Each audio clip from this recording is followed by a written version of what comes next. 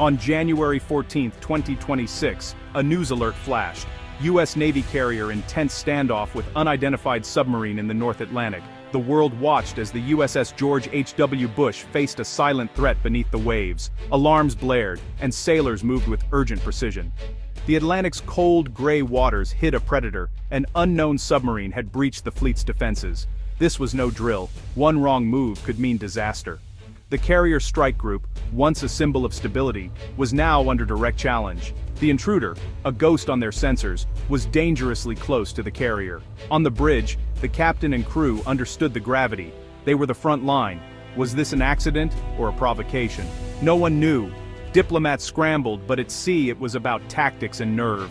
The American crew and the hidden Russian submarine were locked in a high-stakes contest. The Russian sub, a Yasin-class hunter-killer, was built to destroy carriers. Its presence was a direct challenge to American power. The U.S. response would require control, patience, and calculated pressure, not brute force. The world held its breath, waiting to see who would blink first. The drama was real, unfolding miles from shore. Every officer and sailor felt the weight of the moment. The carrier's advanced technology was only as strong as the people operating it. This was a test of character as much as capability. The Russian sub's mission: get close, remain undetected, and prove a point. The Americans' mission: detect, contain, and avoid escalation. The stage was set for a confrontation beneath the waves. The outcome would echo far beyond the Atlantic. The world was watching. To grasp the tension, you must understand the carrier itself. The USS George H.W. Bush is a floating city, home to over 5,000 people. Life aboard is a non-stop operation. Sailors, young and old, work side by side. The flight deck is the heart jets launch and land, in a dangerous, precise ballet. Below, a maze of corridors connects everything from the Combat Information Center to nuclear reactors. Every sailor has a critical job, from cooking meals to maintaining radar. Teamwork isn't just a value, it's survival. Drills for fire, combat, and emergencies are constant. Living in close quarters, the crew learns to trust and rely on each other.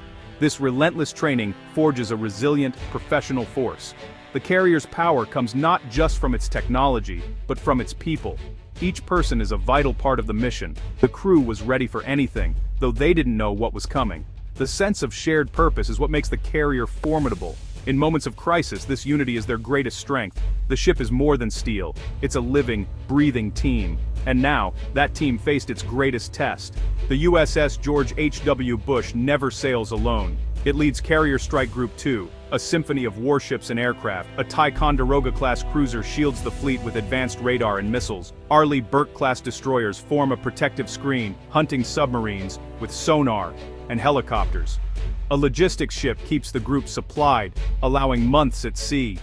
Overhead, an E-2D Hawkeye scans for threats, linking all elements in real time. Together, these ships and aircraft create a formidable, defensive bubble.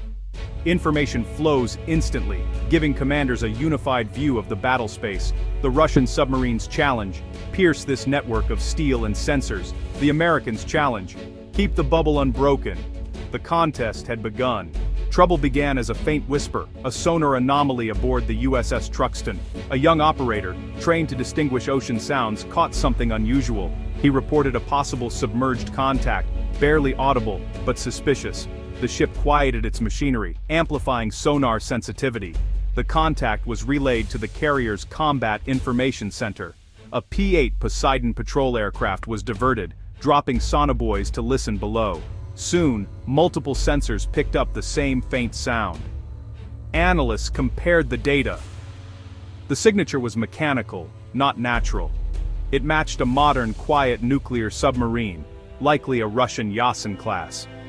The ghost had become real, inside the defensive perimeter. Tension spiked in the CIC. The Americans now faced a credible, sophisticated threat. The hunt intensified, with every asset focused on tracking the intruder. The Russian sub's stealth was impressive, but not perfect. The Americans' network of sensors and teamwork closed in. The situation escalated from uncertainty to imminent danger. The crew's training and discipline were put to the test. The next moves would determine control of the encounter. The balance of power beneath the waves was shifting.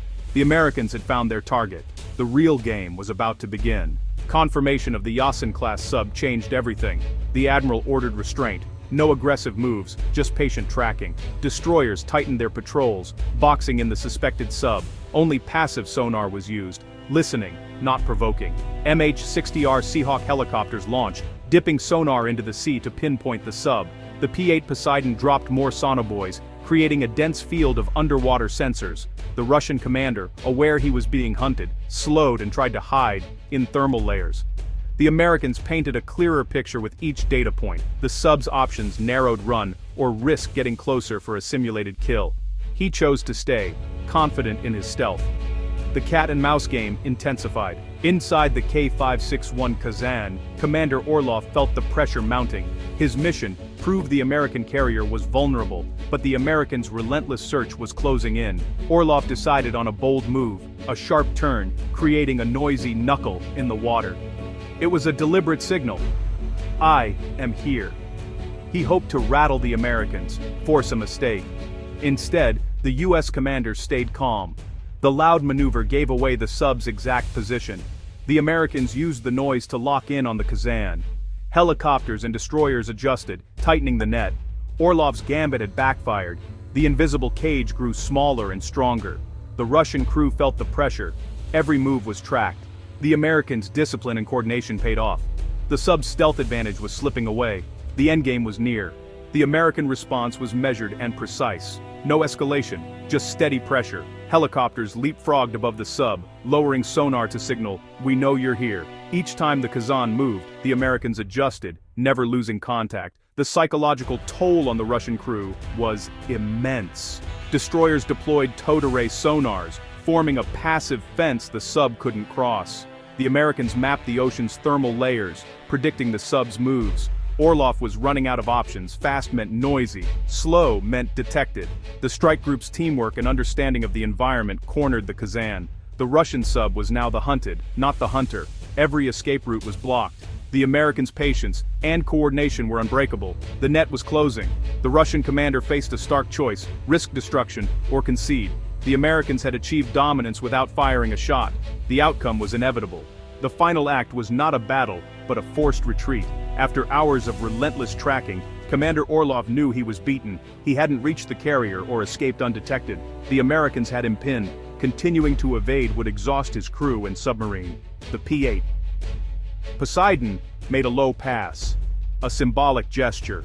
Then, the USS Truxtun activated its powerful active sonar. Deafening pings flooded the water, overwhelming the Russian crew. The message was clear. The game is over. The Americans had demonstrated total control, without violence. Orlov ordered his crew to surface. The Kazan rose, exposed and vulnerable, a clear sign of submission. On the USS George H.W. Bush, there was no celebration, just quiet satisfaction. The Americans had won through discipline and teamwork. The Russian sub surfaced, acknowledged defeat, and turned for home. The encounter ended without a shot fired. The Americans had proven their dominance. The lesson was clear: control and restraint are powerful weapons. The crew's professionalism had carried the day. The Atlantic was quiet once more. The world had witnessed a new kind of victory. The North Atlantic standoff ended without bloodshed, a profound victory in modern naval warfare. The lesson: true strength lies in discipline, training, and knowing when not to use force. The American strike group had every tool to destroy the Russian sub, but chose patience and teamwork. Psychological pressure, not aggression, won the day. The admiral and crew showed that control and restraint are powerful weapons. They dismantled their opponent's confidence, not his ship. The incident sent a quiet message. American naval power is more than hardware.